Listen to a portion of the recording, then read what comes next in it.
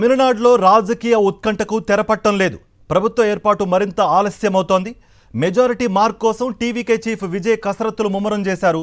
మరోసారి వీసీకే వామపక్షాల మద్దతు కోరారు. ఆయన వీసీకే చీఫ్ తోల్ తిరుమావళ్ళవల్కు స్వయంగా ఫోన్ చేసి మాట్లాడారు. విజయ్ ప్రభుత్వానికి సపోర్ట్ చేయాలని విజ్ఞప్తి చేశారు. విజయ్ ప్రభుత్వానికి మద్దతు ఇచ్చేందుకు వీసీకే సుముఖంగానే ఉంది. అయితే వామపక్షాల నిర్ణయం ఆధారంగా తన డెసిషన్ ఉంటుందన్నారు వీసీకే చీఫ్. రేపు మీడియా సమావేశంలో తమ నిర్ణయాన్ని ప్రకటిస్తామని వెల్లడించారు.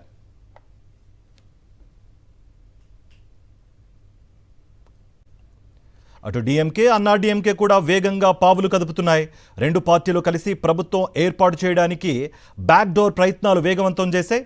ఏదైనా జరగొచ్చని తలుపులు తెరిచే ఉన్నాయంటూ నర్మగర్భ వ్యాఖ్యలు చేస్తున్నారు డీఎంకే నేతలు. అన్నాడీఎంకేతో పొత్తుపై డీఎంకేలో భిన్నాభిప్రాయాలు వినిపిస్తున్నాయి. అయితే విజయ్కు ఒక్క ఛాన్స్ ఇస్తే తమ రాజకీయ అస్తిత్వం ప్రమాదంలో పడిపోతుందని ఉదయనిధి స్టాలిన్ వర్గం ఆందోళన వ్యక్తం చేస్తోందట. ఈ నేపథ్యంలోనే రాజకీయ భద్రశత్రువుతో కలిసేందుకు వెనుకాడటం లేదు.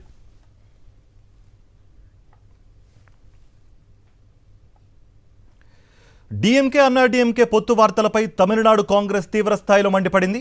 ఇది ఊహించే తాము కూటమి నుంచి బయటకు వచ్చామని పేర్కొంది. నమ్మక ద్రోహం ఎవరు చేశారో ఇప్పుడు చెప్పాలని డీఎంకే నిలదీశారు కాంగ్రెస్ ఎంపీ మాణిక్యం ఠాకూర్. ఇదంతా బీజేపీ ఆడిస్తున్న డ్రామా అంటూ విమర్శలు గుప్పించారు. Who has backstabbed now? DMK is joining with ADMK and BJP is operating. The remote control is with BJP. Now ADMK and DMK are coming together.